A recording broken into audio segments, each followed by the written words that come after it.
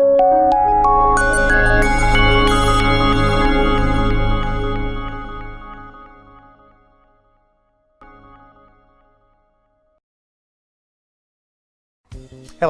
I'm Dr. Mike Mandel. For over 30 years, I've been teaching brains. And while the brain is really good at a number of things, once we start talking to other people's brains, something bizarre happens. Miscommunication is frustrating and seldom produces the results that we want. Ineffective communication and the resultant problems are what we'll be dealing with today. We're going to look at a simple but very powerful communication tool that you can use immediately to solve problems, deal with difficult employees, and help your organization continue to move forward in a rapidly changing world. It's called the magic question. Now, what exactly is the magic question? Good question. But before I answer that, let's talk about how your brain functions. When you ask yourself a question, your brain is weirdly compelled to answer you. I'll demonstrate. What do I feel like eating for dinner tonight? The answer I get is pizza. Note that my brain didn't respond. I refuse to answer that question, Your Honor. Your choice of question will focus your brain's search engine in very specific areas and will generate answers for you based on the type of question you ask. So back to the pizza example again. If I'm wondering, what toppings do I feel like? My brain searches through a folder called Mike's Favorite Pizzas and gives me answers like pepperoni, mushrooms, and olives.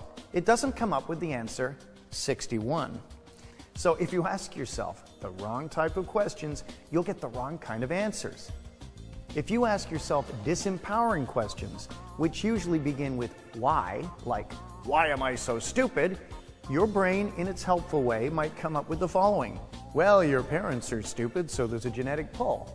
And your friends are all morons, so there's a sociological aspect of the problem. So you can see your why question leads you to the conclusion, I'm an idiot! All because your brain's search engine was directed to look in all the wrong places. Why questions seldom activate useful internal resources. Think about your own organization. We've all encountered coworkers who dwell on why questions, usually of a negative nature. They perpetually ask things like, why do I feel so stressed? Why is the elevator so slow? Or, why don't bananas come with a warranty? Their endless why questions are the indicator that they are in stuck states. Think of a stuck state as trying to get your car moving across an ice rink. Your wheels spin, but you're not going anywhere. Stuck states are unresourceful mindsets that prevent otherwise skilled and productive employees from solving problems and moving forward. You need to get the car in process, moving across the ice and on to your final destination, the target state. The end result is a better life. Because as we begin to achieve a variety of goals, the quality of our life improves, the quality of our work improves, and the quality of our relationships improve. In Western society, we seem to think we can't solve a problem without knowing why it happened. It's a great theory, except it isn't true. You can fix all kinds of problems without exploring ineffective why questions. Now, this doesn't mean you can't ask why something happened as a learning experience, but I recommend you use the techniques I'll show you to solve the problem first. After all, if you're able to fix everything and move on from there, you probably won't care much about why you had the problem in the first place. When solving a problem, why and what's wrong questions will almost always bog you down. So, if why questions aren't especially useful when solving a problem, what's a better alternative?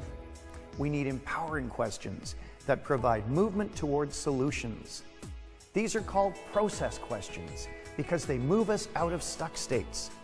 One of the most useful process questions you can ask is a how question. For example, instead of asking, why am I so stupid? You might want to ask yourself, how can I get smarter and have a blast doing it? Let your brain's search function work on that one. Or instead of asking your stressed out coworker why he's so angry and frustrated, you might consider asking how you can help him. So, to clarify, the stuck state is where you currently are, and the target state is where you want to be.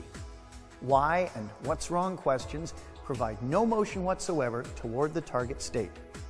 In order to improve things, you have to ask process questions that move you toward the target state. So now that you know that how questions are process questions and far more useful than why questions, it's time to learn the most powerful process question of all. the magic question. The magic question is, what do you want? And the implication is it clarifies exactly what you want so you can begin moving towards it. This is an amazing technique that cuts to the chase and focuses your brain. When you ask what do you want questions, your brain immediately identifies the target state so you can begin firing solution arrows towards it. When the target is clear, it's much easier to hit. Until you identify what you want, your target might as well be invisible because you're just firing in all different directions. But back to our stressed out, angry, and frustrated coworker. So now we know that instead of asking why he's so stressed or what's wrong, you ask the magic question, what do you want? His brain now searches the correct files and finds the answer, that he just wants a bit of a break. Now instead of a list of complaints and a stuck state, you have an answer and a solution. You can now work with him to find a way to take some of the pressure off. Another essential part of the process is to find out how the person will know they've reached their target state. Most of the time, it will be self-evident because it will be clearly defined.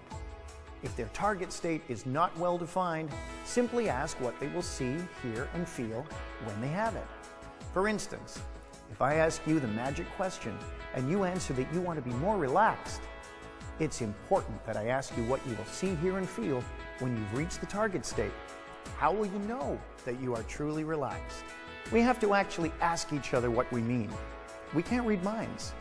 Simply clarifying the target state will do much to begin the process that will eventually solve the problem.